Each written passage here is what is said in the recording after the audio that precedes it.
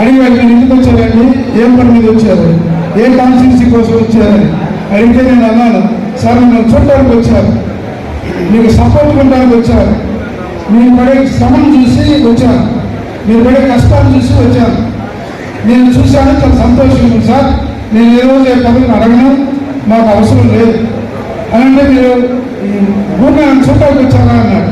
అవును సార్, ఒక ఫోటో తీసుకుందాం అనిపించింది అని అడిగారు. నవ్వాడు. నవ్వి క్రైస్తవులు, బ్యాప్టిస్ట్, క్రిస్టియన్స్ ఏకతాటి మీద నడిపించి తెలుగుదేశం గెలిపించాలని నిర్ణయంతో వచ్చారు సార్ అన్నప్పుడు చాలా సంతోషపడ్డాడు. చూసి వారికి చెప్పారు, చాలా సంతోషం. ఆ తర్వాత నేను ఆలోచించాను, కావ్య కృష్ణారెడ్డి గారు సీట్ ఇచ్చారు, నేను ఎవరు సీట్ ఇస్తారని ఎదురు చూస్తూ ఉన్నా. వస్తున్నప్పుడు కావ్య కృష్ణారెడ్డి గారికి ఇచ్చారు. కావ్య కృష్ణారెడ్డి గారు నాకు చాలా కాలం నుంచి తెలిసిన వ్యక్తి, 30-35 సంవత్సరాల నుంచి. మంచి వ్యక్తి, మంచి లెక్చరర్. ఫస్ట్ గెలిపించాలి, బంపర్ మెజారిటీతో గెలిపించాలి, బంపర్ మెజారిటీతో గెలిపించాలి.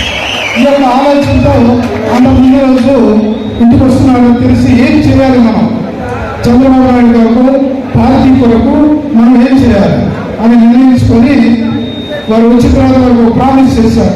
రాత్రి నేను వస్తున్నానని తెలిసి మేము మిమ్మల్ని ఊళ్ళో పంపించడం ఇష్టం లేదు, మీ కొరకు మేము, నా వరకు నేను మీ సభాముఖం మీద రెండోసారి చెప్తున్నాను, నేను వారి కోసం ఉపవాసం ఉండి గెలుపు వరకు ప్రార్థిస్తూ ఉంటాను, సపోర్ట్ చేస్తూ ఉంటాను, ప్రతి విలేజ్ తిరుగుతాను, ప్రతి ఎస్సీ మాలా మాడిన ప్రతి సంఘంలో నేను పోయి ప్రచారం చేసి బంపర్ మెజారిటీతో కావ్య గారిని గెలిపిస్తాను.